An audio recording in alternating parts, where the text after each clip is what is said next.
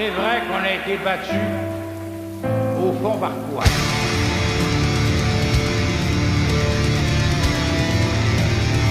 Все это знают. В мире возник единственный центр доминирования. И тогда у тех, кто оказался на вершине этой пирамиды, возник соблазн думать, что если они такие сильные и исключительные, то лучше всех знают, что делать. Les peuples forts, les peuples de caractère sont les peuples qui ont eu à lutter pour vivre. Bon ben dans un cas comme ça, qu'est-ce qu'on fait? On se cache dans les mains et on recommence!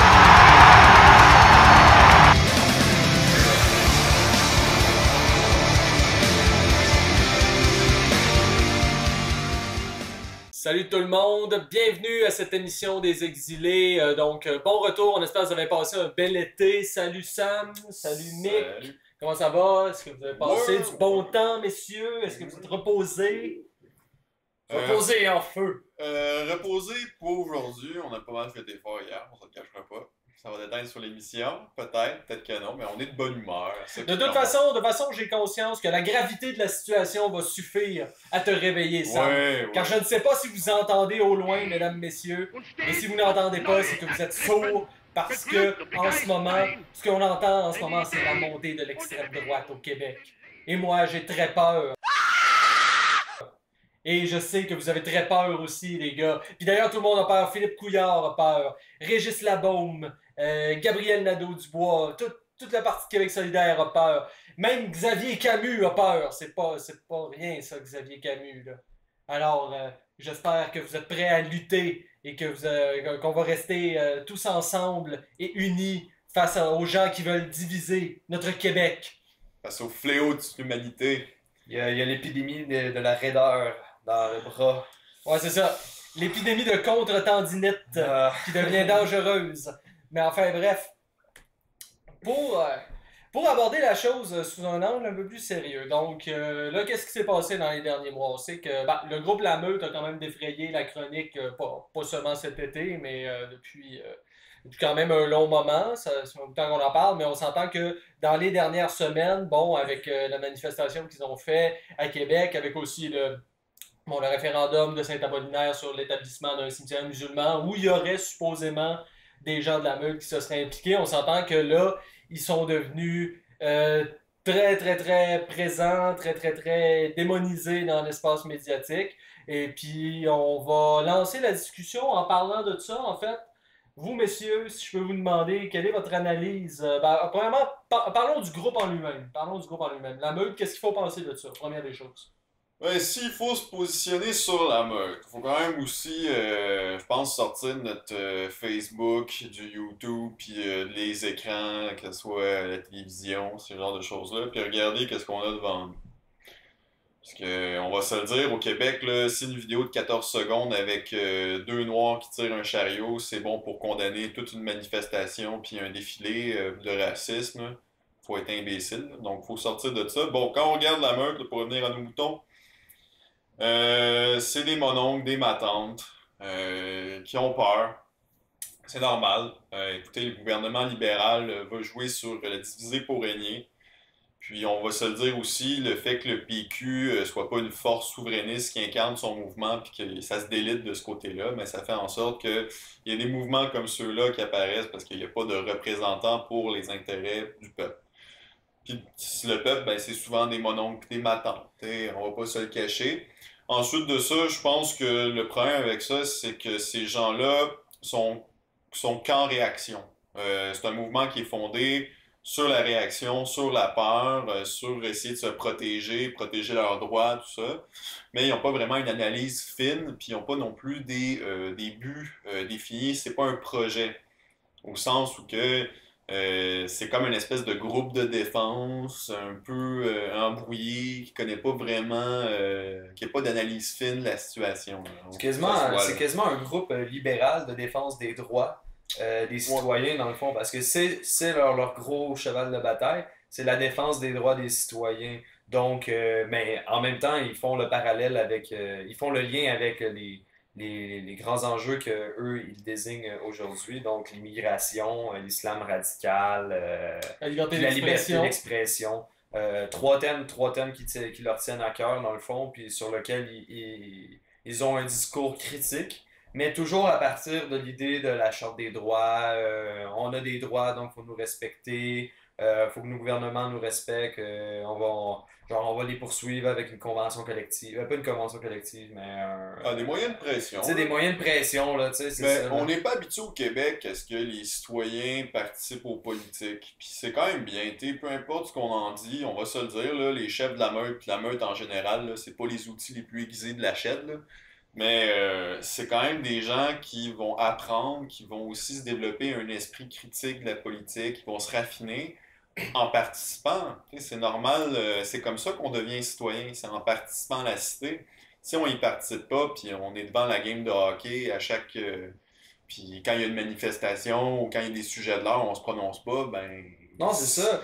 Quand on participe pas, ben là, c'est normal aussi qu'on n'ait pas de notion de politique, puis on comprenne pas c'est quoi le politique aussi. Ce qui est au cœur de la stigmatisation de la meute, c'est le droit de s'associer, tu sais, librement pour comme faire une association politique et décider d'avoir une direction politique, une volonté qui agit à partir d'un groupe de citoyens qui eux-mêmes font quelque chose. C'est ça qui est important, c'est ça qui est attaqué quand on désigne la meute et qu'on la discrimine. C'est même pas juste s'associer, c'est dans le fond, au Québec, on devrait dire qu'on n'a pas le droit de s'associer quand c'est de mauvais goût. Ouais. C'est vraiment ça, parce que dans le fond, ce qu'on pense sur la meute, c'est le mauvais goût. Ben, en fait, non, c'est plus que le mauvais goût. Moi, je pense que ce qu'on est en face d'eux en ce moment, c'est vraiment face à une sorte de rétrécissement du champ de qu'est-ce qui est acceptable de dire et de penser dans la société québécoise en ce moment. Parce que, en fait, toi, tu parles d'un discours libéral. Moi, j'aurais envie de dire un discours plutôt conservateur. C'est-à-dire, ils sont jamais dans l'optique, dans leur discours, d'essayer de changer quoi que ce soit, mais plutôt d'essayer d'empêcher un changement qu'ils considèrent comme négatif. Ouais. C'est-à-dire par rapport à, par exemple, la crise des réfugiés ou par rapport à certains lobbies qu'on pourrait qualifier d'islamistes ou en tout cas peu importe. Mais ils ont vraiment un discours conservateur dans le sens le plus littéral du terme. Ils veulent conserver les institutions comme elles sont là en ce moment, d'influence qu'ils jugent néfastes.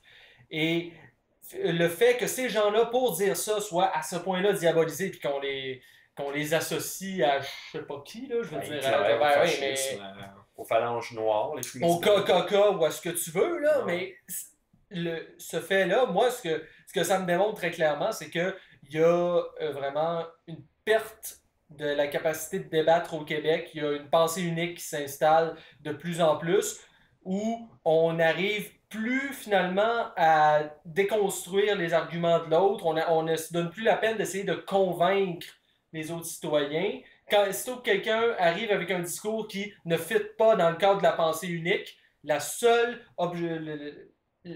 alternative qu'il y a à ça, ça va être de le démoniser, puis de l'insulter, puis même dans certains cas, de l'agresser physiquement. On était là à la manif du 4 mars, moi puis Mick.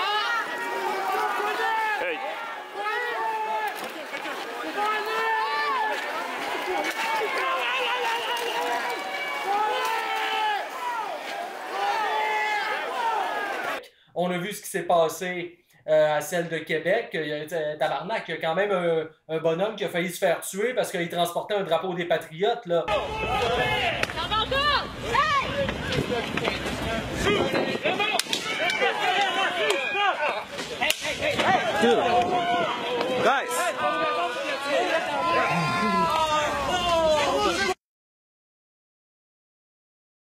Le même que nous autres, on a de ce côté-ci, là, je veux dire, on peut penser ce qu'on veut de la meute, on est un peu dans le même bain qu'eux autres en ce moment.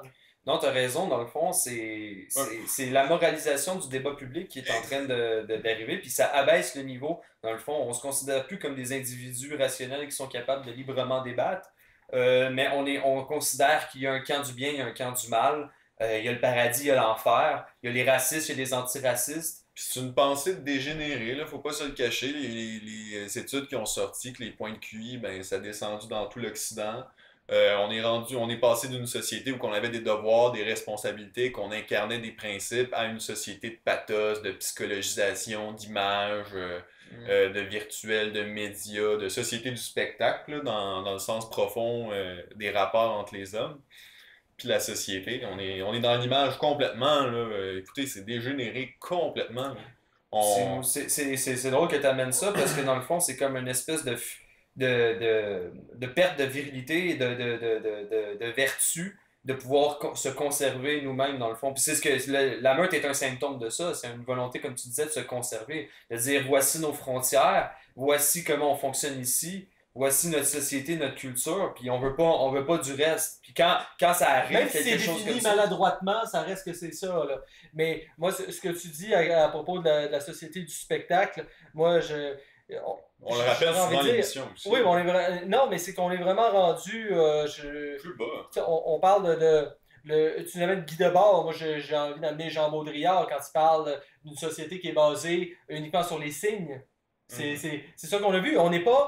Avec la meute, on n'est pas face à la violence, à la haine, au danger. Non, on est face à ce qu'on considère comme des signes de... Puis je vais développer un petit peu mon point. C'est-à-dire, pour vous donner un exemple, j'ai parlé tout à l'heure du bonhomme qui s'est fait agresser à la marche de Québec. Ce bonhomme-là, finalement, avait strictement rien fait. Il y avait seulement un drapeau des Patriotes qui, selon ces gens-là, est considéré comme un signe haineux, j'imagine. Puis, en réaction à toutes les violences qu'il y a eu de la part des Antifas face à des gens qui étaient des manifestants pacifiques, là, qui faisaient extrêmement rien, qu'est-ce que les commentateurs, ou en tout cas chroniqueurs plus de gauche ont trouvé? Ils ont réussi à isoler, à un moment donné, un clip d'un gars de la meute qui lève son bras comme ça. Bon, est-ce qu'il voulait vraiment faire un salut nazi ou est-ce qu'il y a simplement comme...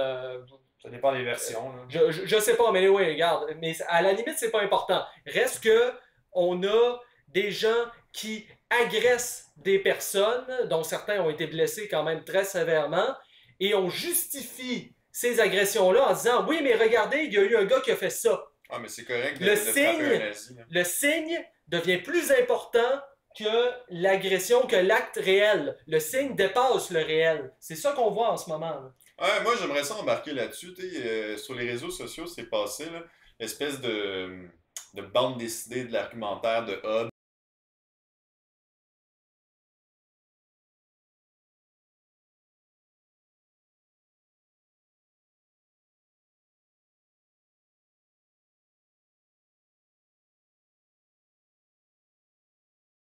Qu'il faut dire qui dans le fond dit que dans une société tolérante, on ne doit pas tolérer l'intolérance. Donc le problème, après ça, il faut dire, ok, mais c'est quoi l'intolérance? Puis en même temps aussi, est-ce que c'est comment est-ce qu'on lutte contre ça? Comment est-ce qu'on est intolérant face à l'intolérance? Parce que si si l'intolérance, c'est quelqu'un avec laquelle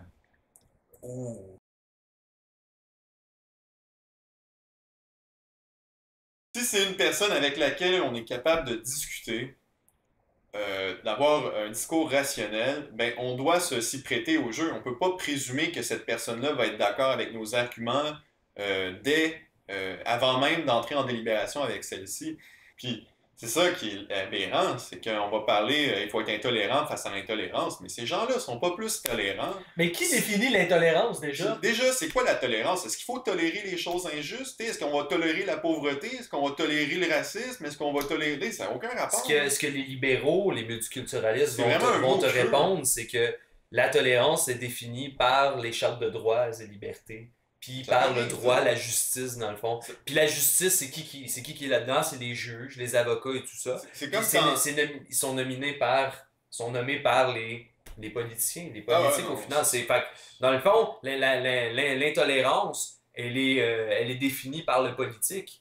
Non, pas par le politique, par la politique. Par la politique, oui. Puis aussi le problème avec ça, c'est que c'est comme quand tu es dans un débat avec quelqu'un, puis tu dis, ben non, j'ai raison, regarde la définition du dictionnaire.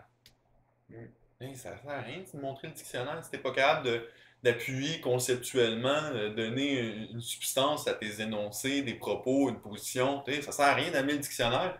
C'est comme dire Regarde, c'est un bon gars, il est maire de Montréal. Ok, bon, wow, quel exemple.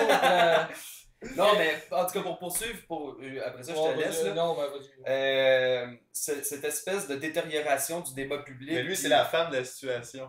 Oh, putain, cette détérioration du débat public, dans le fond, ça me fait penser au fait qu'aujourd'hui, quand tu vas justement avoir un débat avec quelqu'un où ce que là, on s'entend vraiment pas, on rentre quasiment en état de guerre. Puis là, on est vraiment dans l'idée que au sein même des États, au sein même des pays, les gens vont se diviser entre eux.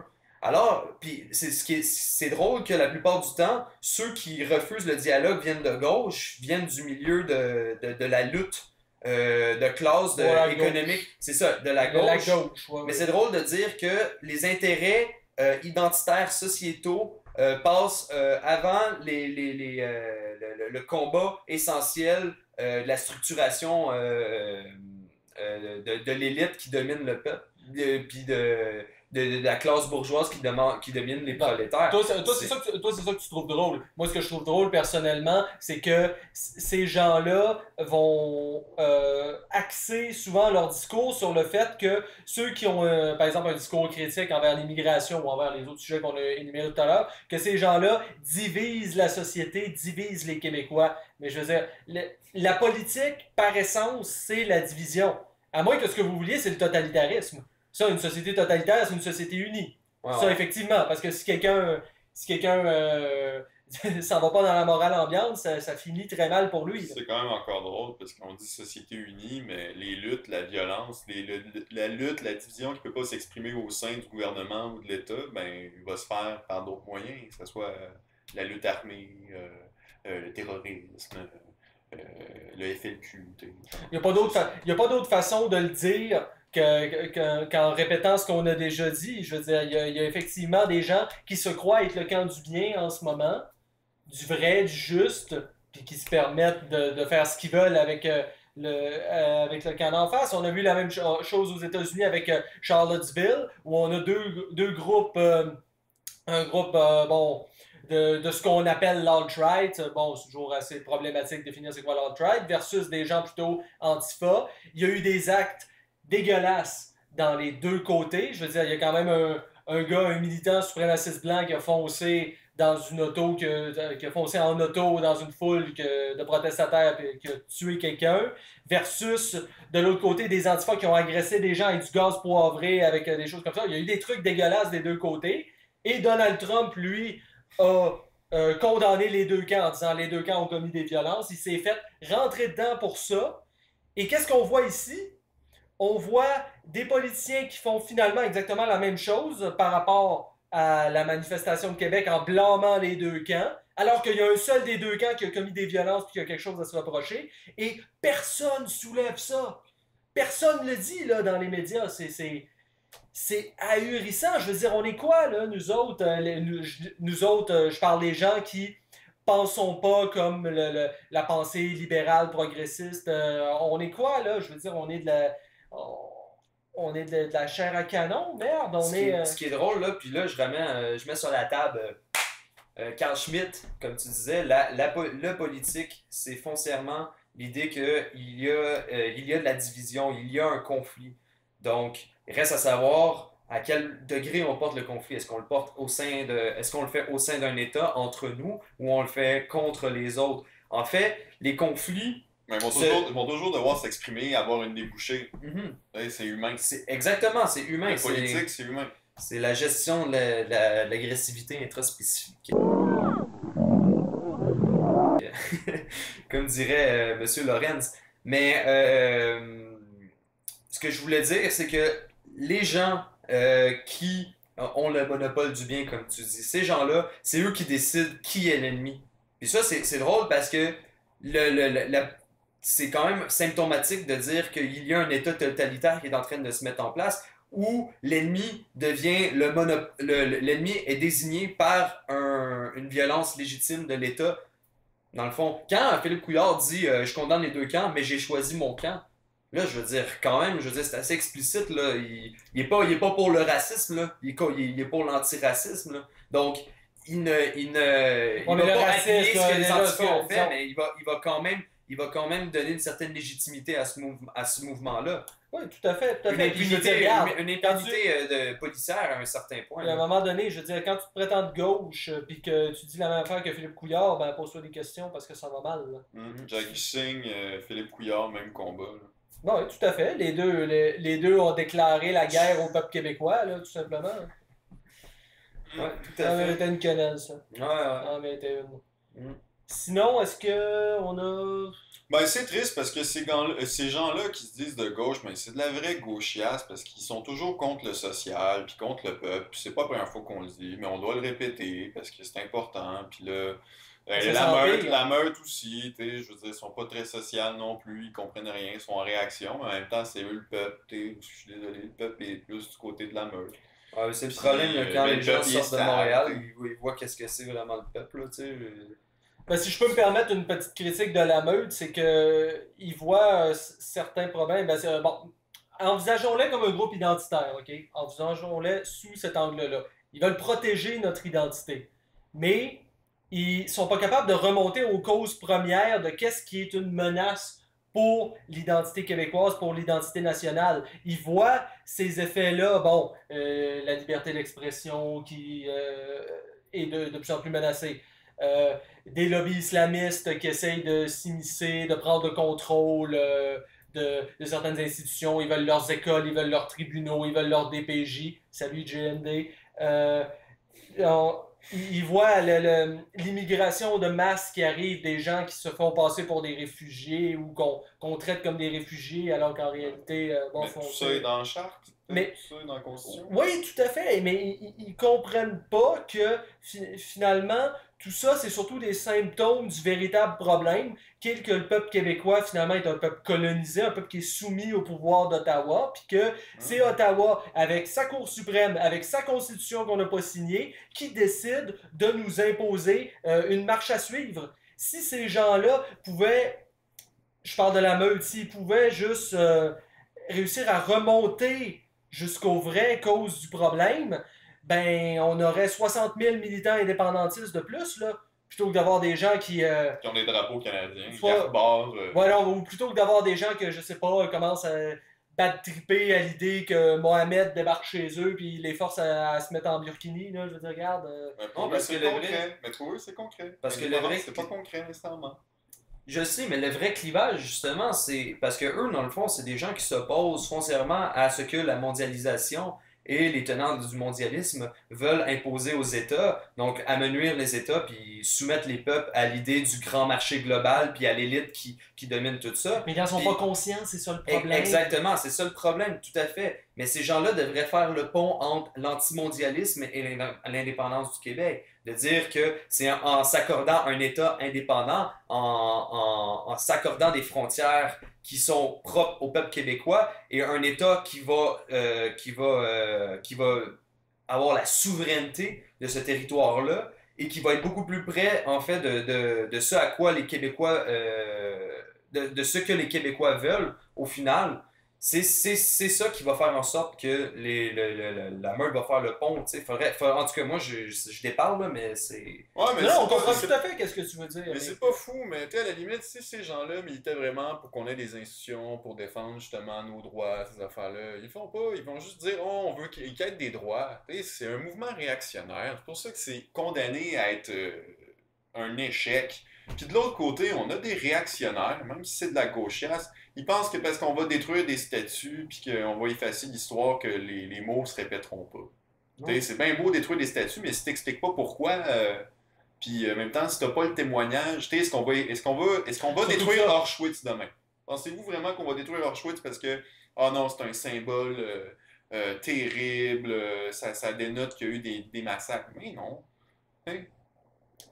Non, mais c'est Non, vrai. non, mais La mémoire, c'est important. La mémoire, ça permet le témoignage de l'histoire, puis de le comprendre, c'est toujours Non, bien. mais l'affaire, c'est qu'eux parlent de monuments qui sont en hommage à Ah. Auschwitz, c'est pas en hommage aux nazis, là. il y a une petite faiblesse dans ton argumentation. Mais vrai. moi, personnellement, si on peut, avant de finir l'émission, si on peut glisser un petit mot sur ce sujet-là, moi, ce que j'apporterais, c'est que, regarde, premièrement, il faut être capable de garder la tête froide par rapport à ça. Moi, je pense que oui, il y a certains symboles qui ont peut-être plus leur place. Il y a certains noms de rue à Montréal ou ailleurs, tu sais, Amherst, qui devraient peut-être disparaître, mais on ne peut pas non plus appliquer la logique de juger des gens du passé selon nos critères à nous. Si on est pour démolir des symboles du passé, moi je suis pas contre, mais faisons-le en fonction de qu'est-ce qui était le contexte de l'époque aussi. Moi, j'aurais pas de problème à ce qu'on renomme la rue Amherst parce que ce qu'il a fait était dégueulasse, même en fonction des critères du 18e siècle. Dans 1000 ans, tu penses qu'ils vont faire quoi, les gens? Ils vont avoir d'autres morales. OK? Puis qu'est-ce qui va arriver? Ben, les gens, aujourd'hui, les FW qu'on a, ben, ils vont vouloir les effacer. Ça va être le... Ah non! Bon Dieu, c'était pas évolué à cette époque-là, il faut détruire ça. Ben voyons donc. Qu'est-ce que vous auriez fait à cette époque-là? Qu'est-ce que vous auriez fait pendant la guerre de sécession? Là? Qu'est-ce que vous croyez que vous auriez été mieux que les gens de cette époque-là? Voyons donc. Hey, à voir comment ils se comportent en ce moment, à voir leur attitude de collabo, je pense pas qu'ils feraient mieux. C'est ça. T'enlèves leur confort, t'enlèves leur plateau Mont-Royal, puis t'es mets 2000 ans en arrière, là. C'est des animaux. C'est la même chose.